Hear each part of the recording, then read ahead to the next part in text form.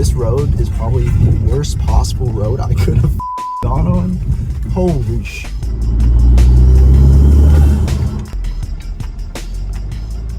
$996. Is that yours? Yeah.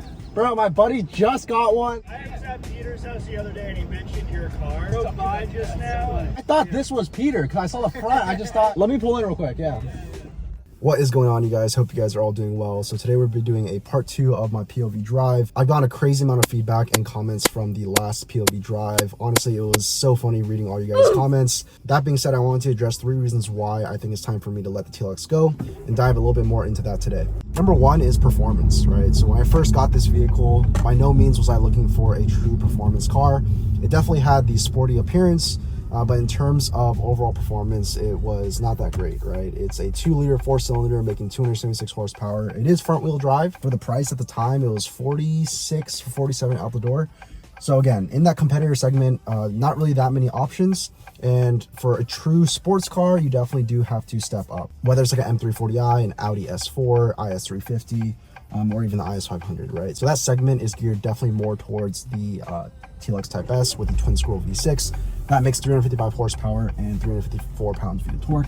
Unfortunately, that was not available when I was cross-shopping for the A-Spec. There was a 7-month wait list, especially if in Apex Blue in California. So that was not happening. Yeah, you definitely can spend a bunch of money and tune this car with bolt-ons and a bunch of, plug-and-play tunes.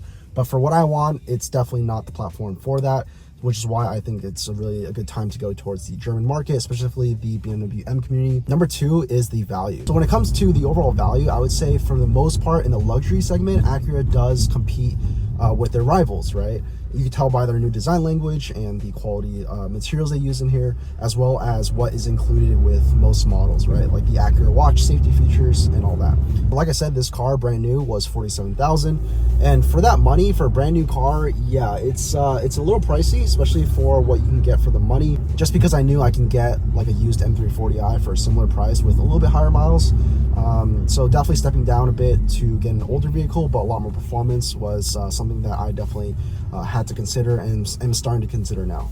That brings me to my last point, which is the car community. So the JDM car community and the culture of the JDM family is a lot different than the German community. Especially where I grew up in Los Angeles, the JDM community was definitely segregated from the German community. So I wouldn't say they really blended well, and they were definitely in their own worlds. Again, this is just based on my experiences in my local area. Obviously hung out with a lot of BMW guys. Most of my friends drive M cars, so that has definitely taken a toll in terms of where I stand on the JDM community. No hate against the JDM family. I've always loved you guys and I continue to do.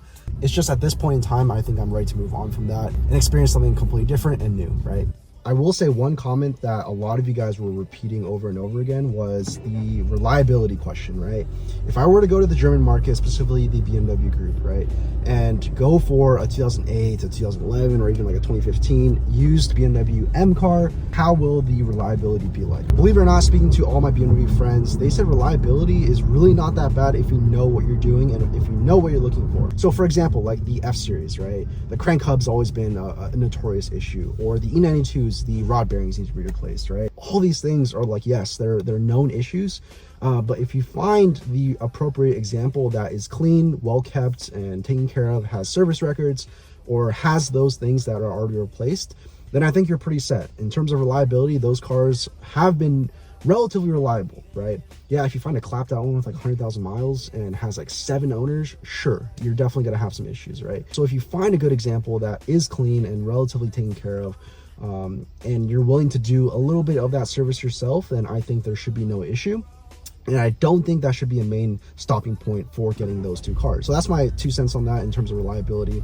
I used to fear that, but now that I've been able to speak with many of these BMW owners who have had this experience, it's definitely made me feel a little more comfortable and more trusting in getting these types of cars. So yeah, that wraps up 3 of my main points of why I want to get rid of my TLX at this time. If you guys have any other questions or suggestions, please leave them in the section below, just like the previous video. And let me know what you guys think of this POV drive. That being said, I'll catch you guys in the next one. Drive safe, guys.